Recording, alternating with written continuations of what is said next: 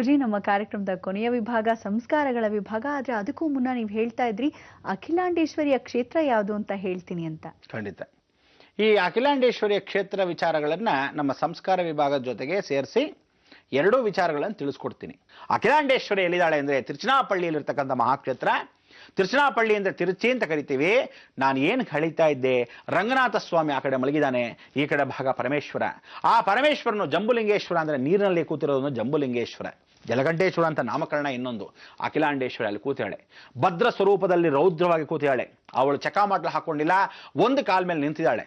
ಇಂಥ ಒಂದು ಅಖಿಲಾಂಡೇಶ್ವರಿ ಯಾಕೆ ಬೇಜಾರು ಮಾಡ್ಕೊಂಡಿದ್ದಾಳೆ ಅಂದ್ರೆ, ತ್ರಿಶೂಲವನ್ನ ಭೂಮಿಯಲ್ಲಿ ಊರಿ ಇನ್ನೊಂದು ಕಾಲು ಊರ್ಧ್ವಕ್ಕೆ ಇಟ್ಟು ಕೈಲಾಸದಲ್ಲಿ ವಿಶೇಷವಾಗಿ ಒಂದು ಕಾಲ ಮೇಲೆ ನಿಂತಿದ್ದಾಳೆ.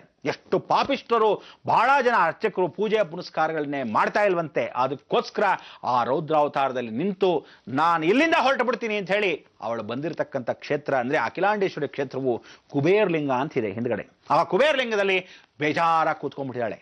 ಅಂದರೆ ದೊಡ್ಡ ದೇವಾಲಯ ಎರಡೂ ಇದ್ದರೂ ಸಹ ಶಿವನ ಆಲಯದಲ್ಲೂ ಇಲ್ಲ ಅವಳು, ಆ ಕಡೆ ಅಖಿಲಾಂಡೇಶ್ವರಿ ಅಂತ ಒಳಗೂ ಇಲ್ಲ. ಅವಳ ಹೊರಭಾಗದಲ್ಲಿ ಕುಬೇರ್ಲಿಂಗ ಅಂತಿದೆ. ಆ ಕುಬೇರ್ಲಿಂಗ ಹೊರ ಪ್ರಾಕಾರದಲ್ಲಿ ಹಾಳು ಬಿದ್ದು ಹೋಗಿರ್ತಕ್ಕಂಥ ಕಲ್ಯಾಣಿ ಇದೆ. ಕಲ್ಯಾಣಿ ಪಕ್ಕದಲ್ಲಿ ಪುಟ್ಟ ಮಂಟಪ ಇದೆ. ಆ ಮಂಟಪದಲ್ಲಿ ಕೂತ್ಕೊಂಡ್ಬಿಟ್ಟಿದ್ದಾಳೆ. ಇಷ್ಟೆಲ್ಲ ಶಕ್ತಿಗಳ ನಡುವೆ ಇನ್ನೊಬ್ಳು ಕೂತಿಯಾಳೆ. ಅವಳು ಪಟ್ಟೀಶ್ವರದಲ್ಲೇ ವಾಸವಾಗಿರ್ತಕ್ಕಂಥ ಪಟ್ಟೀಶ್ವರ ದುರ್ಗ. ಈ ಪಟ್ಟೀಶ್ವರ ದುರ್ಗ ಎಲ್ಲಿ ವಾಸವಾಗಿದ್ದಾಳೆ ಅಂದ್ರೆ ಪಟ್ಟ ಈಶ್ವರ ಅಂದ್ರೆ ಪಟ್ಟದಲ್ಲಿ ಈಶ್ವರನು ಕೂತಿರ್ತಾನೆ, ಕಾಲ್ ಕೆಳಗೆ ಒತ್ತಾ ಇರ್ತಾಳೆ. ಜಗನ್ಮಾತೆ ಯೋನಿಕಾರದಲ್ಲಿ ಕೂತಿರ್ತಾಳೆ. ಅಂದ್ರೆ ಯೋಗವನ್ನು ಅನುಭವಿಸೋದಲ್ಲದೆ ಭೋಗವನ್ನು ಅನುಭವಿಸು ಅಂತ ಹೇಳಿ. ಇಂಥ ಒಂದು ಜಗನ್ಮಾತೆ 8 ಕೈ ಉಳ್ಳವಳು, ವಿಷ್ಣುವ ಸ್ವರೂಪ ತುದ್ರೂಪ. ಇವಳು ಕಾಳಭೈರವನ ಸಂಹಾರ ಸ್ವರೂಪದಲ್ಲಿ ನಿಂತಿರ್ತಾಳೆ. ಅಂದ್ರೆ ಕಾಳಭೈರವ ಸಂಹಾರ ಮೂರ್ತಿನೇ ಆಗಿರ್ತಾನೆ. ಅದಕ್ಕೆ ವಾರಣಾಸ್ಯಂ ಭೈರವೋ ದೇವೋ ಸಂಸಾರ ಭಯನಾಶನಂ ಅನೇಕ ಜನ್ಮ ಕೃತಂ ಪಾಪಂ ದರ್ಶನೇನ ವಿನಶ್ಯತಿ. ಕಾಳಭೈರವನ ಸುಮ್ಮನೆ ನೋಡಿದ್ರೆ ಸಾಕಂತ ಇಲ್ಲಿ ದರ್ಶನೇನ ವಿನಶ್ಯತಿ. ನಾನು ಮೊದಲೇನು ಹೇಳಿದ್ದೆ, ಈ ಕಾಳಭೈರವನ ಹತ್ರ ಇರ್ತಕ್ಕಂಥ ನಾಯಿ ಯಾವುದೋ ಒಂದು ವಿಶೇಷವಾಗಿರ್ತಕ್ಕಂಥ 3 ವರ್ಷದಲ್ಲಿ ಒಮ್ಮೆ ಒಂದು ಅಮಾವಾಸ್ಯೆ ಬಂದಾಗ ಆ ವಿಚಾರಗಳನ್ನು ನಿಮಗೆ ತಿಳಿಸಿದಾಗ ಖಂಡಿತ ನೀವುಗಳು ಹೋಗಿ ದರ್ಶನವನ್ನ ಮಾಡಿ.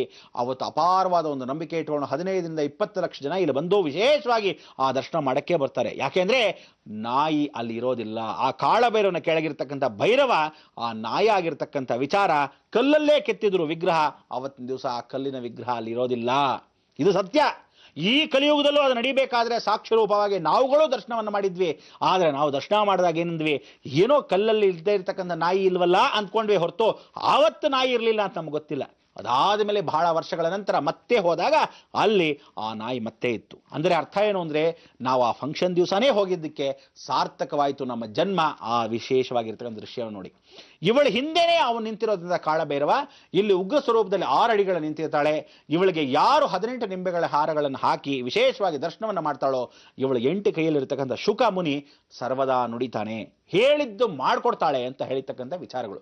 ಇಲ್ಲಿ ಗಂಡ ಹೆಂಡತಿ ಅನ್ಯೋನ್ಯತೆ, ಅಥವಾ ನೂತನ ಸಂವತ್ಸರವಾಗಿರ್ತಕ್ಕಂಥ ನೂತನ ಗೃಹ ಪ್ರವೇಶ, ಅಥವಾ ಹೊಸ ಮನೆ ಕಟ್ಕೊಳ್ಳೇಬೇಕು ಯೋಜನೆ, ಅಥವಾ ಹೊಸದಾಗಿ ಆಗಿರ್ಬೇಕಾದ್ರೆ ಮದುವೆ, ಇವರಲ್ಲಿ ಗಂಡ ಹೆಂಡತಿಯ ಬಾಂಧವ್ಯ ಜೊತೆಗೆ ಮಕ್ಕಳು ಇದ್ರೂ ಸಹ ಕೊನೆ ಕಾಲಕ್ಕೆ ಈ ವಯಸ್ಸಲ್ಲಿ ಗಂಡನಿಗೆ ಹೆಂಡತಿ ಮೇಲೆ ಅನುಮಾನ ಅಥವಾ ಹೆಂಡತಿ ಗಂಡನ ಮೇಲೆ ಅನುಮಾನ, ಆ ಡೈವರ್ಸ್ ಕೇಸ್ ಬಂದಾಗ ಇದನ್ನೆಲ್ಲ ಪರಿಶೀಲನೆ ಮಾಡಕ್ಕೆ ಯಾರೋ ಅವಳೇ ಪಟ್ಟೀಶ್ವರಂ ದುರ್ಗ. ಪಟ್ಟವನ್ನು ಹಿಡಿತಾಳೆ, ಪಟ್ಟು ಹಿಡಿದು ಮಾಡ್ಕೊಡ್ತಾಳೆ. ಇದು ಸತ್ಯ. ಅಂಥ ಒಂದು ಪಟ್ಟೀಶ್ವರಂ ದುರ್ಗನ ನಮಸ್ಕರಿಸ್ಕೋಬೇಕು. ಅದಕ್ಕೋಸ್ಕರ ನೀವೆಲ್ಲರೂ ಪರಿಪೂರ್ಣವಾಗಿ ಈ ಕಾರ್ಯಕ್ರಮದ ಮುಖಾಂತರ ಏನೇ ವಿಚಾರಗಳನ್ನ ಹೇಳಿ, ಎಷ್ಟೋ ಜನ ಏನೇ ವಿಚಾರಗಳನ್ನ ಪರಿವರ್ತನೆ ಮಾಡಕ್ಕೆ ಇವುದು ಇಲ್ಲ ಎಲ್ಲ ಸುಳ್ಳು ಅಂತ ಹೇಳಿ ನಡೆಯೋದು ಸತ್ಯವಾಗಿ. ಆದ್ರಿಂದ ನೀವುಗಳು ಮಾಡಬೇಕಾದಿಷ್ಟೇ, ಲೋಕಕ್ಷೇಮಕ್ಕೋಸ್ಕರ ಪ್ರತಿಯೊಬ್ಬರು ಧನ ಸೇವೆ, ಜನಾರ್ದನ ಸೇವೆ ಇಂಥದ್ದೊಂದು ಕಾರ್ಯಕ್ರಮವನ್ನು ಇಟ್ಕೊಳ್ಳಿ. ದುಡ್ಡುಗಳನ್ನು ಜ್ಞಾಪಕವಾಗಿ ಇಟ್ಕೊಳ್ಳಿ. ಎಲ್ಲೆಲ್ಲಿ ಇನ್ವೆಸ್ಟ್ ಮಾಡಿದಿರೋ ಎಲ್ಲರೂ ಯಾವ ಕಾಲಕ್ಕೂ ಹಾಳು ಮಾಡಬೇಡಿ. ನಿಜ ಜೀವನದಲ್ಲಿ ಇನ್ನು ಮೇಲೆ ದುಡ್ಡುಗಳು ಎಲ್ಲರಿಗೂ ಯಾವ ಕಾಲಕ್ಕೂ ಖರ್ಚು ಆಗ್ತಾನೆ ಹೋಗುತ್ತೆ. ಈ ಖರ್ಚುಗಳು ಆಗದಿದ್ದ ಹಾಗೆ ಬುಧ ವಕ್ರನಾಗಿರೋನು ಇನ್ನು ಮೇಲೆ ನೀವು ದುಡ್ಡುಗಳನ್ನು ಧರ್ಮ ಕಾರ್ಯಗಳಿಗೆ, ಒಳ್ಳೆ ಸದ್ವಿನಿಯೋಗಗಳಿಗೆ ಮಾತ್ರ ಉಪಯೋಗಿಸೋ ಸಾಧ್ಯ. ಆದ್ರಿಂದ ಅನ್ಯಾಯಗಳನ್ನು ಮಾಡಿರ್ತಕ್ಕಂಥ ಅಷ್ಟೂ ಜನ, ದೌರ್ಜನ್ಯ ಮಾಡಿರ್ತಕ್ಕಂಥ ಇಷ್ಟು ಜನ ಸರ್ವದಾ ಮೃತ್ಯುಗೋಸ್ಕರ ಕಾಯ್ತಾ ಇರಬೇಕು. ಯಾಕೆಂದ್ರೆ ಇಡೀ ಜಗತ್ತಲ್ಲಿ ಉಳಿಯೋತಕ್ಕಂಥವರೇ 32 ಕೋಟಿ ಮತ್ತು ಲಕ್ಷ ಜನ ಮಾತ್ರ. ಆದ್ರಿಂದ ಪರಿಪೂರ್ಣ ರಕ್ಷಣೆಯನ್ನು ಕೊಡಲಿ ಜಗನ್ಮಾತೆ. ಎಲ್ರಿಗೂ ಸದ್ಬುದ್ಧಿಯನ್ನು ಕೊಟ್ಟು ಆ 32 ಕೋಟಿಯಲ್ಲಿ 1 ಲಕ್ಷದಲ್ಲಿ ಕನಿಷ್ಠ ನಾವಾಗಬಾರ್ದ ಅನ್ನೋದು ಖಂಡಿತ ಬೇಡ. ಯಾಕೆಂದ್ರೆ ಇನ್ನಷ್ಟು ಪಾಪಲೋಕಗಳು ಸಾಕಷ್ಟಿರುತ್ತೆ. ಅಂಥ ಪಾಪಗಳನ್ನ ನೋಡೋದೇ ಬೇಡ. ಜಗನ್ಮಾತೆ ಕೃಪಾ ಕಟಾಕ್ಷ ಯಾವತ್ತೂ ನಮ್ಮ ಮೇಲೆ ಇರಲಿ ಅಂತ ಪ್ರಾರ್ಥನೆ ಮಾಡ್ತಾ ಏನು ಹೇಳಬೇಕು, ಲೋಕ ಸಮಸ್ತ ಸುಖಿನೋ ಭವಂತು, ಸನ್ಮಂಗಳಾನಿ ಭವಂತು. ಗುರುಜಿ, ಯಾಗಕ್ಕೆ ಬರುವ ಮುನ್ನ ನಾವು ದೇವಿಯರು ನೆಲೆಸಿರುವಂತಹ ಶಕ್ತಿಪೀಠಗಳ ದರ್ಶನವನ್ನ ಮಾಡಿ ಮಂತ್ರವನ್ನ ಜಪಿಸಿ ಬಂದ್ರೆ ಇನ್ನೂ ಒಳಿತು ಅಂತ ಹೇಳಿದ್ರಿ.